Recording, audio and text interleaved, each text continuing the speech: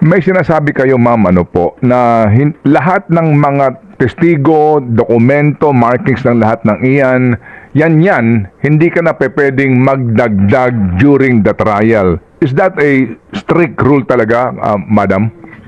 That is the general rule, Manong Ted, no? Okay. Pero kanina, I share the exception Yes, ma'am. Opo. for the witnesses. Yung mga Kung may issue ka ng safety and security, Okay. ayaw mong pangalanan, pwede reservation lang muna. Opo. No? And then 3 days before presentation of this witness, saka mo i-disclose sa court. Opo. No? Oh, yes, ma'am. So, Ganun din sa exhibits. Ang exhibits naman, or documentary evidence or object evidence, if it is not yet known to you, or if it is not yet available, you can simply make a reservation, and then 3 days before presentation, saka mo i-disclose sa court. so yun nga po, kaya nga po napakinggan natin kanina sa inyo papapaliwanag. So sa inyo pong isunumite na mga ebidensya at listahan ng mga testigo ninyo, may mga naka-reserve na bahuda nun? I can only confirm, Manong Ted, na may mga reservations Okay. ang both parties.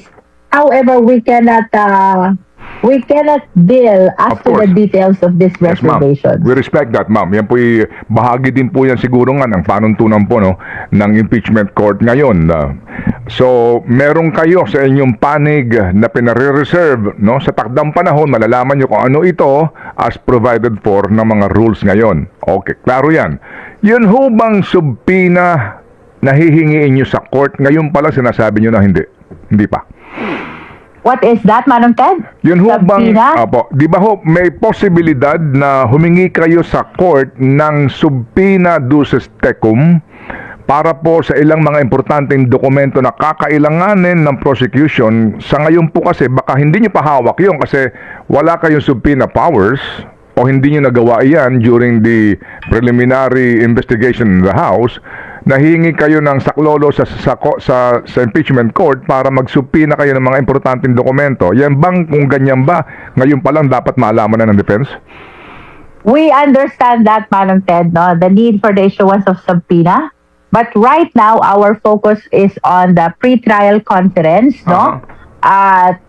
We are conscious that most of our evidence came from the proceeding of the Justice Committee and even from the proceeding of the Committee on Good Government and Public Accountability, no? So wala pa po tayo dyan sa subpoena. Okay. Nandito pa lang po tayo sa pre-trial conference. Meaning, ma'am, kung wala kayo sa subpoena, hindi mapag-uusapan yung mga subpoena na hihilingin po ng prosecution o maging ng depensa sa pre-trial conference. Yan po ay maaari yung ma-raise, yan ba'y allowed ng rules po ng impeachment na ang sino man pong panig humingi ng saklolo sa impeachment court to issue subpoena? If you will recall, Manong Ted, the exception pagdating sa documents at saka sa object, no, is if they are not yet within the knowledge of the parties or they are not yet available. So tingin ko naman pasok siya sa exception, so pwedeng erase yan during the trial. Opo, gaya po ng actual bank record ng nasa sakdal. Well, I cannot comment on that yet, no? We have entered the preliminary stage of our Yes, ma'am. of our trial, but nevertheless, we have shared already the rules. Kung hindi pa available sa possession ng parties, of course, we can justify that before the impeachment court. All right. Po, kasi nga po baka dumating sa takdang panahon yung pong ganung nga sitwasyon na hihingi ang prosecution o depensa ng tulong sa court para nga magsubpoena either ng tao na mag-testify o kaya po naman ng anuman pong karagdagang ebidensya o dokumento. Alam mo, Manong Ted, itong compulsory process ng court, this is actually a measure that is given to both parties. Not only the prosecution but even the defense para makompel ang production ng documents or objects which are not yet in their possession, no? Which means that if right now, hindi hawak ng parties yung evidence na kailangan nila, of course, they can resort to the power of the impeachment court to issue this compulsory process. Ito yung sinasabi mong subpoena duces tecum para sa dokumento at para naman sa testigo, subpoena ad testificandum. And this will happen during the trial. Yes, ma'am. And ito po kasi hindi pa ito sarado, no? Yung dami siguro ho ng testigo kasi o kaya maghahayag po ng kanilang testimonya kasi nasa kapangyarihan din po ng impeachment court kung ang mga judges mismo kapag may nabanggit na naman pong pangalan sa testimonya ni Numan ay maaari magpatawag ng karagdagan pong maghahayag ng testimonya.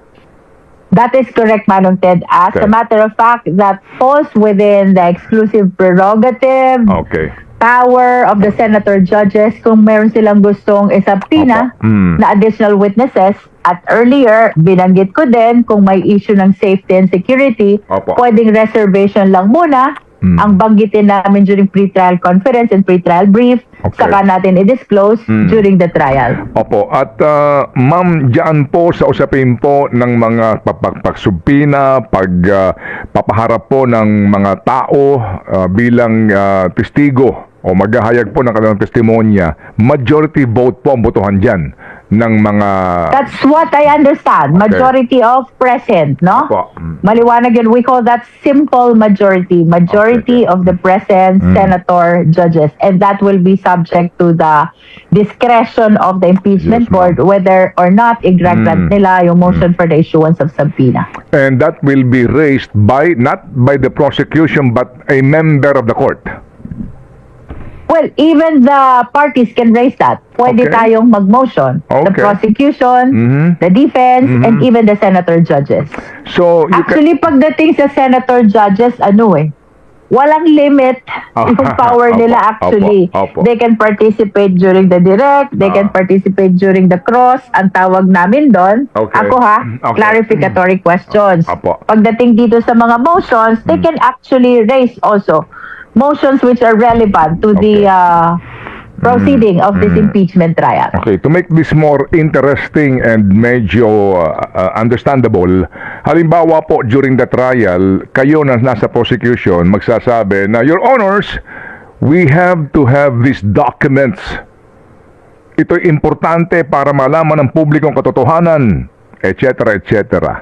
Kaya ano 'yon? Ano ang inyong wordings doon? So we humbly move that the court issue subpoena duces tecum. Ano pong wordings ng inyong motion doon? At yun ho bang motion na iyon ay dapat sundan ng isang miyembro ng court? Can you just educate us, ma'am?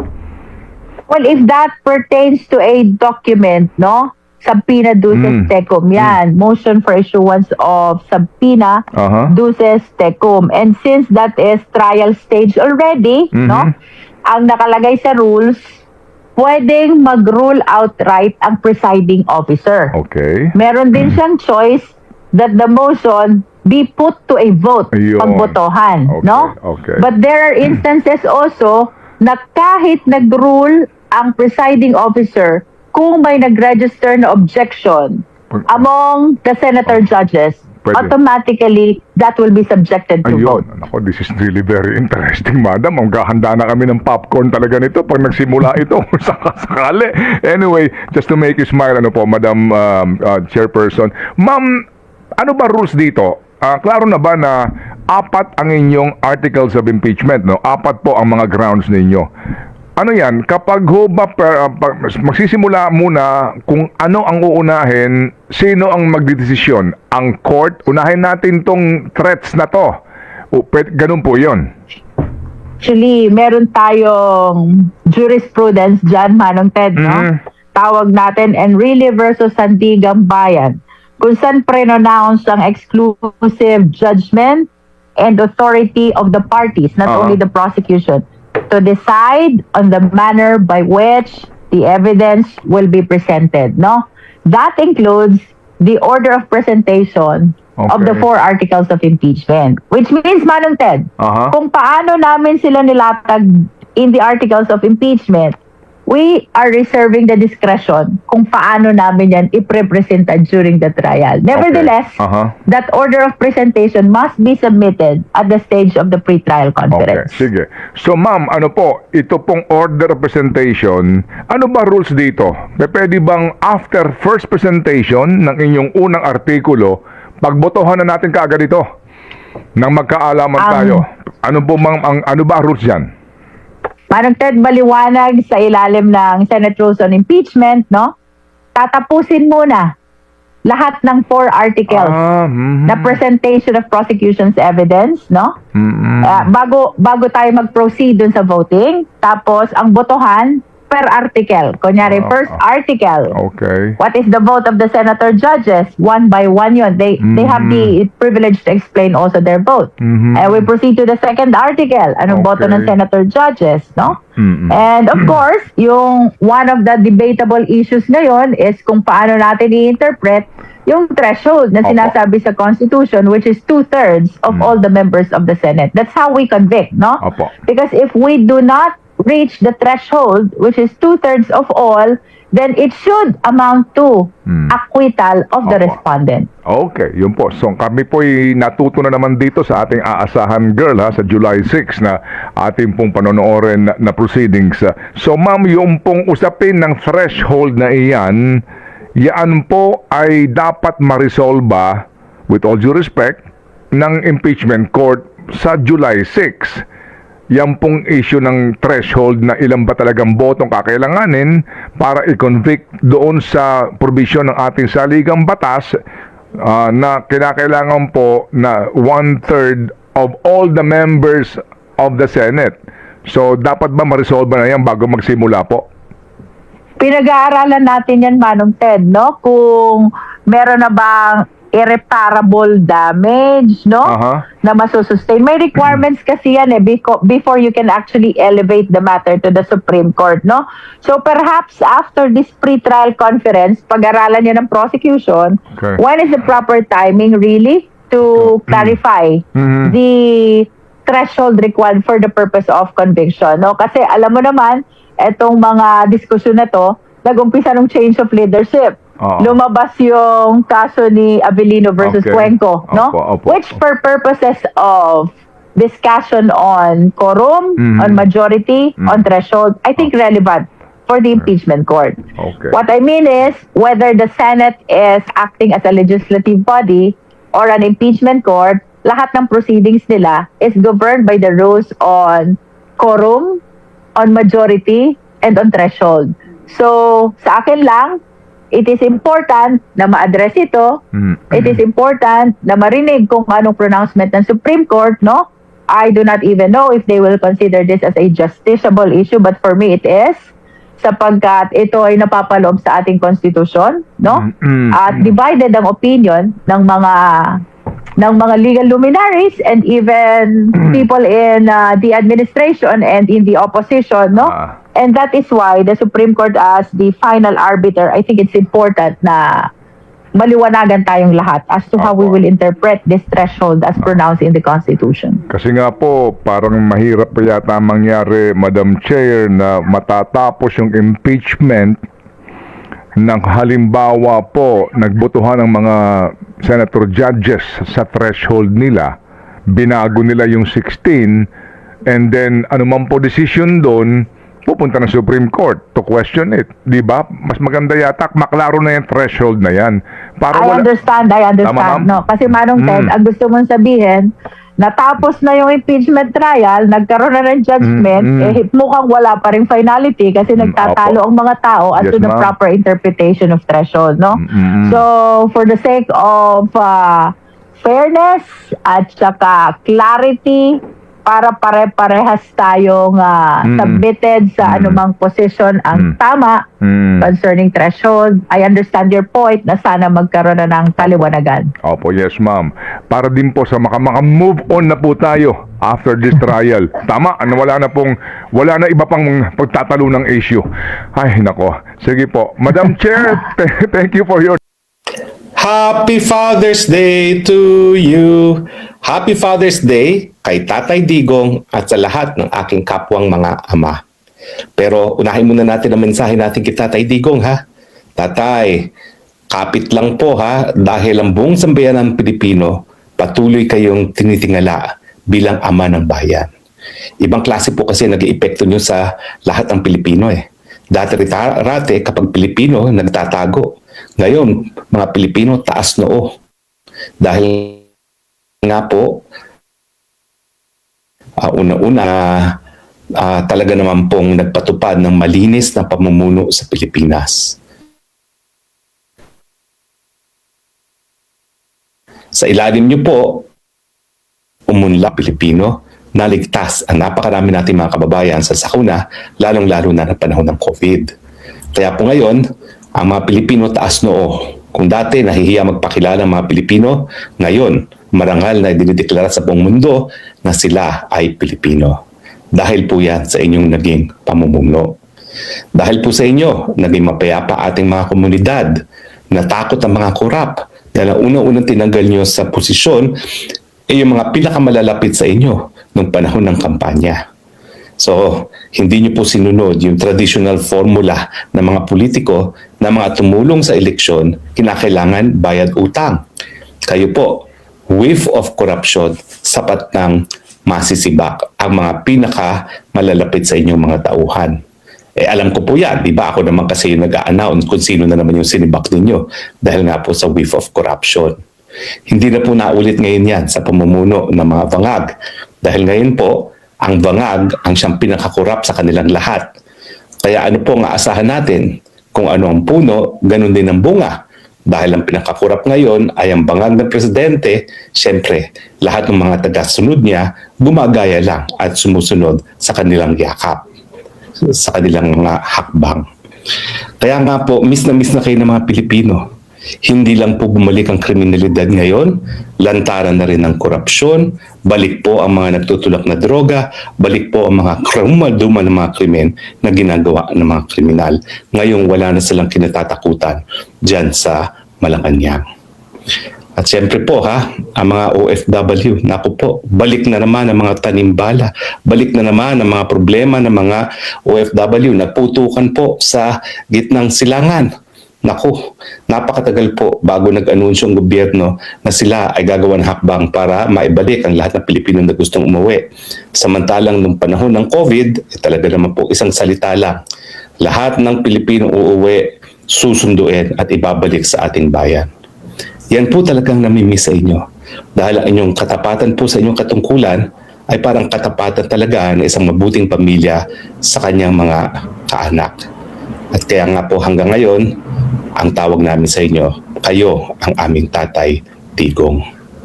Huwag po kayo mag-alala. Kahit ano pong sabihin nila na kayo ay gumawa ng krimen, sa puso at damdamin ng lahat ng mga Pilipino, ginawa niyo po ang inyong katungkulan. Maging ligtas ang ating mga komunidad, labanan ang mga nagtutulak ng droga dahil alam natin na kung hindi kayo gumalaw, siguro po naging isang narco state na rin po ang Pilipinas. So kahit anong sabihin po nila na meron kayong krimen na ginawa, ang ginawa niyo po ay isang lehitimong aksyon ng isang presidente na nagbibigay halaga sa buhay ng bawat Pilipino. Dahil alam niyo kung anong epekto ng pinagbabawal na droga sa buhay ng mga mamamayan. Sa katunayan, yung kaibigan niyo dati na si Trump, abay sumusunod sa inyong hayapak. Meron din siyang sariling war on drugs. At hindi lang ginagamit ng kapulisan, linulusob pa ang iba't ibang bansa, pinasasabog ang mga barko, pati po sa high seas dahil ito daw ay kabahagi ng kanyang war on drugs. Nakakalungkot po na habang pinatutupad ngayon ng Presidente ng Amerika ang ganyang war on drugs na ginagamit talaga ang hukbong sandatahan at hindi lang ang kapulisan, dyan naman po sa ICC at itong gobyernong bangag, tinrato ng krimen ang inyong ginawa sa ating bayan. Well, sa ibang mga bagay-bagay naman po, natutuwa po akong sabihin sa inyo na iyong panganay na babaeng anak ay nananatiling paborito ng mamamayang Pilipino para maging presidente. Huwag na po kayo mag-alala kahit anong gawin nila na pigilan si Inday Sara para tumakbo sa 2028, hindi po nila magagawa yan. Alam niyo naman po, miski hindi na kinukwento sa inyo ang tungkol sa impeachment, na talagang nagbabalak sila na patalsikin sa pwesto si Inday Sara sa pamamagitan ng impeachment at mapatawa ng parusa na perpetual disqualification from public office. Pero wag po kayo mag-alala. kasi napakanipis po ng kaso na isinampa nila. Yung mga kaso na isinampa nila ni hindi po impeachable offenses dahil ang mga sinampa nilang kaso ay hindi po, wala pong kinalaman doon sa mga katungkulan ng presidente. Sinasabi nila na meron daw undeclared and unexplained wealth sa Inday Sara Duterte. Wala naman silang ebidensya. Ang ebidensya na pilit nilang pinapakita ay mga records ng mga bangko na alam nating hindi po pwedeng mapresenta at magamit sa kahit anong pamamaraan na walang court order. Ginawa po nila yon, no? Linabas nila di umano yung ilang mga accounts ni BP Sara at ang kanyang may asawa na wala namang court order. So hindi magagamit yan sa impeachment. At mas malala pa dyan, mali-mali pala yung linabas nilang bank records. Yung sinasabi nilang bilyon, nagkamali pala po yung bangkong BPI. Wala pong bilyon, mga millions lamang. So talagang wala pong ebidensya ang graft and corruption. Huwag naman kayo mag-alala, yung Madriaga na nagsisinungaling, nagsasabi siya ay money-bag, well yan po ay minsan nang nahatulan ng kamatayan dahil sa krimen na kidnapping at patuloy nga po nakakulong ngayon sa kulungan dahil nga po sa 2 counts of kidnapping na ako pa ang tumayong private prosecutor. So wala po talagang posibilidad na makonsidera yung testimonya nitong nasa sakdal na kidnapper na si Ramil Madriaga dahil unang-una po, no, hindi naman dapat magamit ng ganyang ebidensya dahil hindi po yan kabahagi ng kahit anong impeachment complaint na ihinain nila laban kay BP Sara. So wag po kayo mag-alala. Magiging presidente si Inday Sara, hindi nila maalis sa pwesto, hindi nila mapapatawan ng perpetual disqualification from public office at wala pong kahit sinong nagbabalak na labanan siya na mayroong possibility o kahit anong tsansa na manalo laban sa kanya. Yung attack na Risa Ontiveros, yung lumuhod kay Inday Sara na suportahan para siya ay sa Davao City para siya ay manalo ng senador nung siya ay nanalo. Well, yan po ay ambisyosa. Huwag po kayo mag-alala, 1% pa lamang po yan. Consistently, sa lahat ng survey, 1% lang po ang boboto sa kanya. So wala po talagang kahit kalaban-laban yung Risa Ontiveros na yan kay Inday Sara Duterte. Yung mga iba naman po, well, kilala niyo po mga tulpo, mga taga Davao yan, kayo na nagsasabi, hindi maganda mga ugali niyan at hindi maganda mga pagkatao. Sa takdang panahon po, ilabas na lang natin kung anong katotohanan na alam ng mga taga Davao tungkol dyan sa mga magkakapatid na tulpo. Pero ang development po abay kapag sila ay magtagumpay na hindi patakbuhin si Inday Sara Duterte, nandyan po si Baste. Sa totoo lang tatay, sinabi ko na sa inyo yan pag hindi mo nakikita kung sino nagsasalita, parang kayo po nagsasalita. Kaya nga po ako kung gusto kong maalala o makita kayo muli, talagang hahanapin ko na lang ang video ni Baste, pipikit ko ang aking mga mata at parang kayo lang po ang nagsasalita. Hindi lang po kapareho kayo ng boses at yung pamamaraan ng pananalita, pati yung mga sinasabi, parehong-pareho kayo. Una-una po, alam po niya ang tunay na relasyon ng Pilipinas at Estados Unidos. Hindi po tayo tinatrato ng Estados Unidos na isang malayang bansa. Ginagawa pa rin tayong sunod-sunuran dahil nga itong si Marcos Jr. walang ginawa kundi ipamigay ang ating teritoryo para gamitin ng Amerika sa mga bagay-bagay na hindi naman sa atin nakakaapekto. Alam niyo ba, Tatay Digong, bukod pa doon sa mga base militar na pinagagamit ngayon ng bagag na presidente sa Amerika para sa posibleng gera laban sa China, abay, nagreserba pa ng napakalaking bahagi ng Clark Air Force Base para doon na gawin ang lahat ng kanilang mga microchips na kinakailangan nila para sa kanilang mga missiles. Kasi nga po, yan naman talaga ang pangunahing importansya ng Taiwan sa mga Amerikano. Sila po ang gumagawa ng mga microchips para sa kanilang mga missiles. Kaya para maiwasan na yung kanilang reliance or dependence sa Taiwan sa microchips, dinala na nila dito sa Pilipinas o dadalhin dito sa Pilipinas. At ang nakakalungkot po saan kayo nakakita? Isang commercial enterprise pero magkakaroon po ng immunity from Philippine jurisdiction na nagpapatakbo nung buong complex na gagawa para sa mga defense-related mga bagay-bagay ng kinakailangan ng Amerika na gagamitin nila kung sila po ay papasok ng gera. Nakakalungkot po yan. Pero pag nagsalita si Baste, parang-pareho po ang mensahe na kinakailangan obligasyon natin sa mga ninuno na inalay ang kanilang mga buhay para tayo magkaroon ng kalayaan na ipaglaban ng tunay na kalayaan, huwag maging sunod-sunuran sa kahit sinong mga dayuhan. At ewan po, siyempre, no, pareho naman kayo magkisig kasi ni Baste. Kaya siyempre, naintindihan natin kung bakit ang daming nahuhulog ang mga puso kay Baste, gaya ng maraming nahulog na puso sa inyo. Well, ako naman po ay nagagalak din dahil sa ang inyong mga bagong abogado, mukhang dyan sa ICC ay mukhang kasundo ang mga West. Talaga pong makikita nyo yan dahil nagsalita yung presiding judge nyo na babae, no? Na unang-una, mukhang patas po. So wag po tayo mag-alala. Baka sandali na lang, pwede na kayo makauwi. Ano yung mga indikasyon na mukhang patas itong judge ninyo? Aba, unang-una po, ayaw niya magtakda talaga ng mga inflexible dates of trial kasi baka hindi niyo raw kayahin na humarap. Dahil pagdating po sa paglilitis hindi po pwede hindi kayo sisipot. Talagang sisipot at sisipot kayo dyan. Pero wag po kayo mag-alala. Sinasabi niya na ang pangunahing dahilan kaya ayaw niya mag-set ng fixed dates para sa paglilitis ay dahil hindi siya sigurado kung kakayanin niyo pang humarap. At mabuting balita rin po Unang-una, sinabi niya na para pa ang mga ebidensya sa mga sinabi ninyo po daw na kayo'y papatay ng mga drug addicts. Ang sabi po niya, kinakailangan pa bang gamiting ebidensya yan? Ibig sabihin, hindi po siya naniniwala na yung mga sinasabi niyo bilang isang politiko ay ebidensya na kayo'y mamamatay tao. At tama naman po yan. Dahil alam naman natin yan ay kabahagi ng buhay ninyo bilang isang politiko. At bagamat hindi ko po mismo narinig sa sarili kong tenga dahil ako po ay hindi na nakapag-follow dun sa panghapon na case conference nila, di umano, hinahanap din daw nitong si Judge Joanna yung records na dumaan kayo sa lokal na hukuman bago kayo pinadala sa ICC. Nakasaad po kasi sa ICC Rome Statute na bago kayo dapat pinadala rito sa dahig, hinarap muna kayo sa lokal na hukuman para nga masigurado na narespeto ang inyong karapatang pantao at narerespeto ang soberanya ng Pilipinas.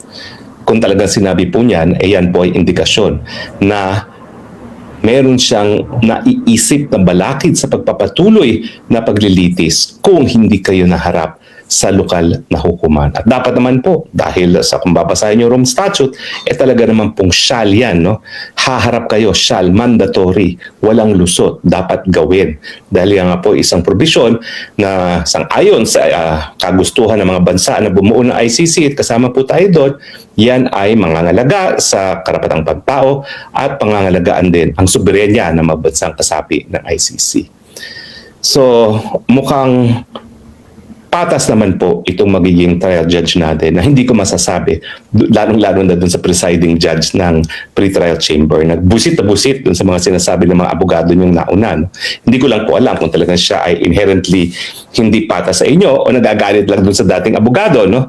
Pero makikita niyo sa mukha niya na she was not amused habang nagsasalita yung dati yung abogado at ang pinagtataluhan pa nila ng puntong yon kung bakit napakadaming bagay na naredact o hindi pinaparinig sa publiko no, na mga nabanggit doon nga sa confirmation hearing ninyo. At saka sabi naman po ng inyong bagong abogado, inaasahan niya na hindi naaabot sa 2 taon niyang paglilitis na yan. So tatay, siguro naman makakaantay ka pa ng 2 taon dahil ibig sabihin naman po niyan, makakauwi kayo at habang nandyan naman kayo sa kulungan, talagang praning na ang mga nagkukulong sa inyo dahil alam nilang nahuhulog ka na, kaya nga po babantayan kayo ng mas maigi at sigurado naman po na pangangalagaan nila ang inyong kalusugan. So wag na kayong malulungkot dahil ang mga mahal nyo naman sa buhay ay walang tigil pong pagdadalaw sa inyo. Ang tingin ko nga, mas madalas yung pang nakita ang inyong pamilya ngayon kayo nakakulong kaysa nung kayo presidente. Dahil dati naman talagang bihiraan yung makita yung mga anak ninyo, no? At palagi lang kayo nagtatrabaho bilang isang presidente. So enjoy your retirement, enjoy your time with your family members at tanggapin na lang natin itong naging kapalaran nating pareho na nawalay sa ating mga pamilya as something that God intended for us. At least kayo po, regular na nabibisita ng inyong mga mahal sa buhay.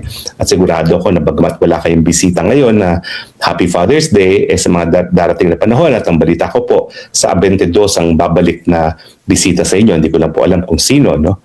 Pero ako po, minsan lang ako nadalay ng aking anak dito sa Europa, no? So mas madalas din po yung nakikita ang inyong mga pamilya kaysa sa akin. At minsan ko lang nakita ang isa kong kamag-anak, ang aking anak, 5 araw nung Pasko po.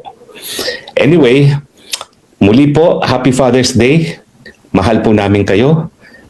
Palagi niyong sinasabi na itigil na yung pagtipon-tipon ng mga Pilipino sa labas ng kulungan, pero hindi po mangyayari yan. Dahil sa pagtipon-tipon, yan lang po ang mga pamamaraan ng mga Pilipino na napakalaki na utang na loob sa inyo dahil sa nagawa niyo sa bayan na ipakita ang kanilang pagmamahal at pagpapasalamat sa inyo. So, sa muli po, Tatay Digong, Happy Father's Day from all of us Filipinos who love you and consider you as the greatest blessing from the Lord that He has ever given to this country, the Philippines. Happy Father's Day, Tatay Digong. And naririto pa rin po ako. Gaya na aking sinabi, wala pong iwanan.